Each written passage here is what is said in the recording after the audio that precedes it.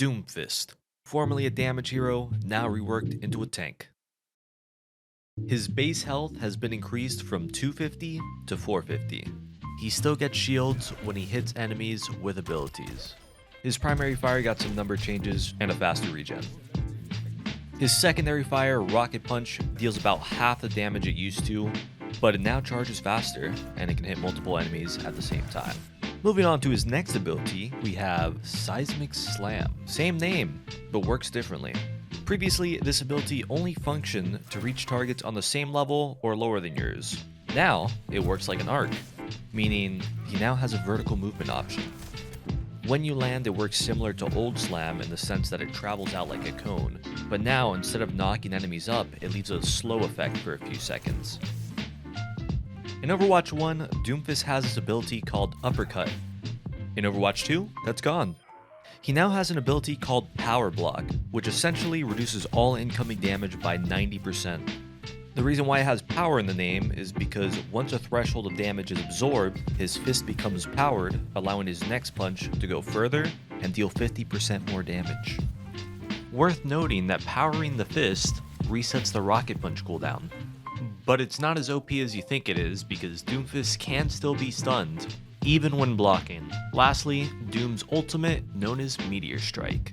He goes up to the sky and crashes down on enemies, dealing impact damage. Aside from damage, the main difference is instead of enemies in radius being knocked back, they are now slowed for a duration. So how do you play Tank Fist in an actual game? Well, now that we know how his full kit works, we can deduce that his disruptive capabilities and mobility is well above average. This would imply that you're going to want to utilize the old hit and run playstyle where you use an ability to get in and another to get out. The main difference now is thanks to his new defensive capabilities, like Power Block, he doesn't always have to run, but of course he still benefits from moving around or even setting up, and that's just because it's way harder to shut down a Doomfist that you don't see coming. All this philosophy mumbo jumbo is great, but you're probably just wondering, what's the best way to spam all his abilities? And for that, you've come to the right place. Here's my 3-step guide on how to make it happen. Step 1.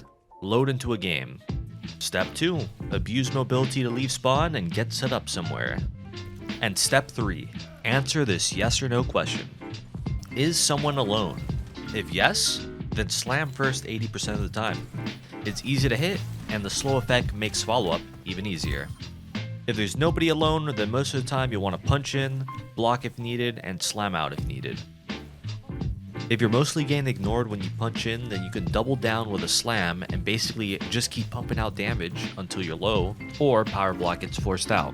That's gonna be it for this video. If you found it useful, be sure to like and subscribe. I plan on dropping a Doomfist montage, so if it's not already showing up on screen, just know that it's on the way. And as always, thank you for watching, and good luck on the grind.